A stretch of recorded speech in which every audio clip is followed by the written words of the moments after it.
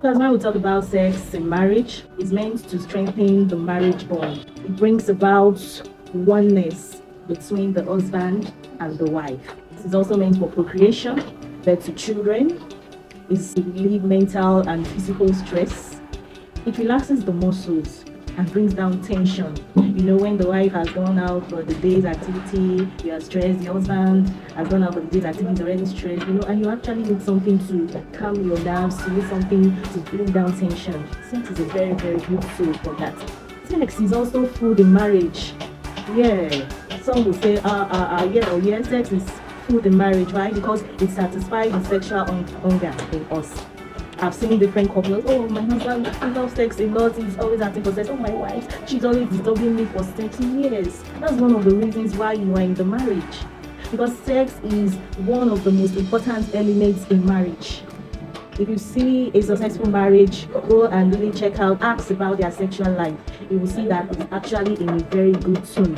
Because by the time you begin to deny yourselves of intimacy and sex, that is what brings about infidelity here and there. You see the man, let me go out and satisfy myself. The woman wants to look for another means to satisfy herself, all because they are not bonding well. So having said all that, how then can couples cultivate sexual intimacy in marriage? One, they have to learn to deal with hurt. Dealing with hurt has to do with when you offend one another. Maybe the man offended the wife offended the man, and you hold on to it. You refuse to forgive, you refuse to let go. Then it's definitely going to affect your sexual life. It's going to affect your intimacy, because the truth of the matter is that you cannot bond with someone that you're having grudge against. You can't bond with someone you are keeping malice with. You can't bond with someone that you have refused to forgive. Also, dealing with hurt might have to do with our past. You have been hurt by a man in time past, or you have been hurt by another woman in time past, and you already categorize all men, all women in the same category, and you refuse to let go, bring it to your marriage. It will definitely affect your intimacy and your sexual life, because anytime you remember, you don't want to let go, you don't want to relate to your body. So you have to learn to deal with hurt. And number two, have meaningful conversations regularly with your partner. Find time to sit down, to gist, to talk, be your wife's best friend, be your husband's best friend. When you are not around, let your wife miss you. When you are not around, let your husband miss you. That is when you talk about good intimacy. So always find time to have meaningful conversations with each other if you want to bond, if you want to build intimacy. One is intimacy begins with good morning. Yeah, even starting from the day when you want to kick off your day. Right there in the bedroom, when you wake up, give your partner a warm up. Say to him or her, good morning, my love, good morning, depending on whichever pet name. You can give your partner a kiss, a pet, even right there on the bed. So what you are simply doing is you are putting your partner in the mood for the day. You are setting the tone. So right from when you wake up in the morning, intimacy will start building your intimacy. All through the day, you keep on checking on each other, you call each other, tell each other how much you love yourselves, how much you miss yourselves. It could be a phone call, it could be a text message, it could be a chat.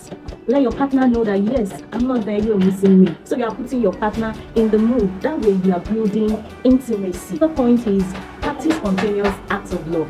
With your partner. You can catch him or her on our ways. You can do things, You can go out to see a lovely gift, you buy it, you bring it for him or her. It could be a love text message you just send to him or her. I can wake up in the morning, be in the shower, just bumping on him or her, join him or her in the shower. That way you are building intimacy. It could also be maybe your wife is in the kitchen, for example.